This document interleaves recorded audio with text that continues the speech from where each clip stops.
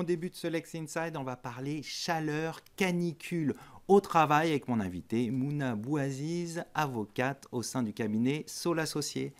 Mouna, bonjour. Bonjour Arnaud. On va faire le point ensemble sur les droits des salariés en période de forte chaleur, également les obligations des employeurs. On va commencer d'ailleurs sur ce sujet des obligations de l'employeur. Quelles sont-elles en cas de forte chaleur ou de canicule sur le lieu de travail? Merci Arnaud, parce que c'est un sujet qui est quand même très d'actualité, puisqu'on a un décret qui vient de paraître le 27 mai dernier, qui entrera en vigueur le 2 juillet prochain, donc qui nous rappelle un petit peu les obligations de l'employeur et des consignes données aux salariés pour affronter ces fortes chaleurs qui nous occupent dès aujourd'hui en fait. Donc effectivement, l'employeur a de réelles obligations qui tiennent et qui découlent de son obligation de sécurité, donc il se doit d'assurer la santé et la sécurité de ses salariés sur le lieu de travail. Donc ça peut ratisser tout un tas de domaines, et y compris la variation de température, trop froid ou trop chaud dans les locaux. Donc il se doit aujourd'hui d'apprécier les températures dans tout locaux fermé, et que ce soit des températures adaptées.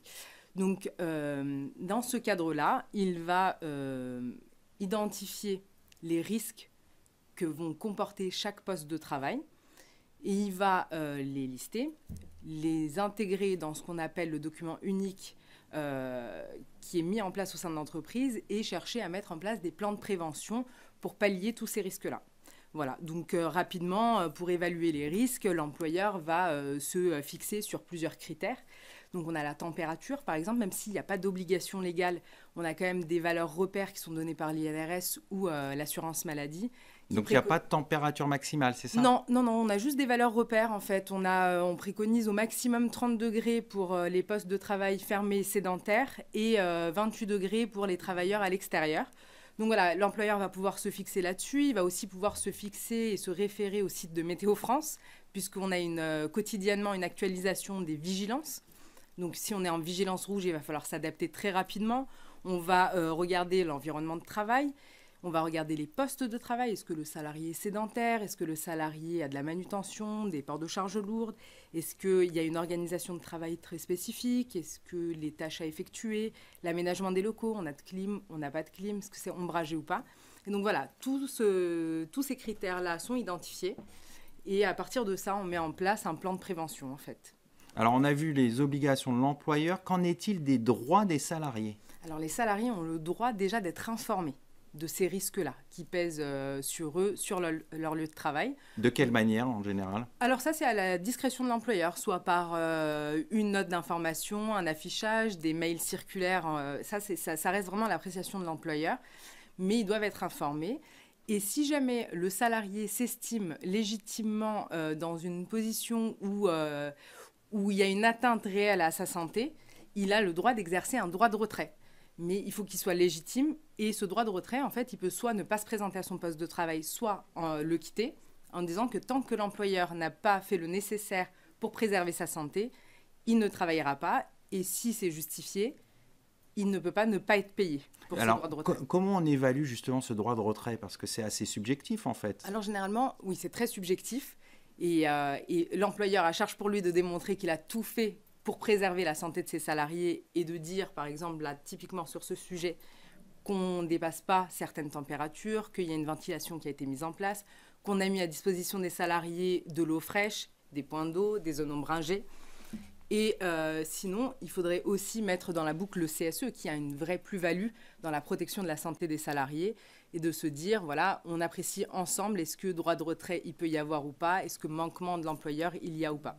Alors, on va s'intéresser aux travailleurs dits vulnérables, je pense aux femmes enceintes, aux personnes âgées, aux travailleurs handicapés. Quelles sont les mesures spécifiques que doit prendre l'employeur pour préserver la santé de ces travailleurs vulnérables? Alors déjà, le premier conseil, c'est de se rapprocher de la médecine du travail, qui est une vraie plus-value dans l'identification des risques et de l'adaptation des postes des salariés. Donc pour cette catégorie de salariés plus vulnérables, on va préconiser un aménagement du poste, on va préconiser du télétravail, on va essayer de faire travailler à des horaires où on évite les fortes chaleurs, ou quand vraiment on est bloqué, il vaut mieux dispenser le salarié de ses activités les journées où c'est pas possible de faire différemment.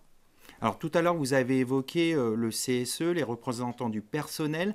Quel est le rôle du CSE en la matière en cas de forte chaleur ou de canicule? Alors le CSE, il va être impliqué notamment dans la gestion des plans de prévention, il va être impliqué dans l'inscription des risques au sein du DUER, donc le document unique des risques professionnels. Donc il a une réelle plus-value. Donc il peut aussi proposer des plans d'action concrets. Il peut aussi solliciter un expert s'il voit qu'il y a des choses qui ne sont pas cohérentes ou en tout cas on a besoin d'une aide extérieure pour identifier les risques. Alors, il y a aussi certains secteurs qui sont plus exposés en cas de forte chaleur. Je pense par exemple au BTP. Quelles sont les obligations spécifiques de l'employeur et à l'inverse, les droits des salariés en la matière? Alors, pour ce secteur-là spécifique, en tout cas le BTP, on a même déjà des dispositions légales, le Code du travail en vise certaines, puisque ce sont des salariés qui sont directement exposés en extérieur, donc des salariés qui ont aussi l'obligation de porter des EPI. Un casque, ça tient très chaud, mais on ne peut pas s'en faire l'économie sur les chantiers. Donc là, on a quand même certaines obligations qui est de fournir de l'eau fraîche. Et on préconise 3 litres d'eau par jour et par salarié, à minima. On va aussi demander à l'employeur de mettre en place des locaux abrités, ombragés, pour que le salarié puisse se reposer. On va aussi essayer de différer les horaires de chantier pour qu'on évite les pics de chaleur et de travailler à midi en plein soleil. On va aussi arrêter le chantier, une fois de plus, si jamais on ne peut pas faire différemment. L'idée n'étant pas d'aller jusqu'à risquer le coup de chaud, le coup de chaleur d'un salarié qui peut être assez grave sur sa santé. Alors, on va s'intéresser maintenant au non-respect des obligations de l'employeur en cas de forte chaleur ou de température élevée de canicule. Qu'est-ce qui se passe si l'employeur ne respecte pas les obligations que vous avez décrites tout à l'heure? Alors, il peut y avoir plusieurs sanctions à différentes échelles qui sont prises. Il peut y avoir des sanctions civiles parce qu'un salarié qui s'estime en danger peut déjà prendre acte de la rupture de son contrat de travail, donc saisir le conseil de prud'homme pour dire qu'il ne peut pas poursuivre son activité du fait des fautes de son employeur, puisqu'il y a un réel manquement, en tout cas à démontrer, de l'obligation de sécurité. Donc là, il y a un risque prud'homal de dommages et intérêts. Il y a aussi un risque que le salarié porte son dossier devant le pôle social, l'ancien tribunal des affaires de sécurité sociale, pour reconnaître la faute inexcusable de son employeur si d'aventure son état de santé venait à se dégrader. Il y a aussi des sanctions administratives parce qu'on n'a pas parlé de l'inspection du travail, mais qui peut aussi intervenir pour faire cesser un chantier, par exemple, en cas de manquement ou d'infraction de l'employeur. Il peut y avoir aussi un risque pénal en cas d'accident avéré sur le site.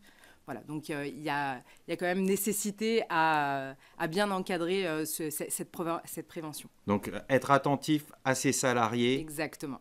On va conclure là-dessus. Merci Mouna Bouaziz. Je rappelle que vous êtes avocate au sein du cabinet Sol Associés. Merci Arnaud.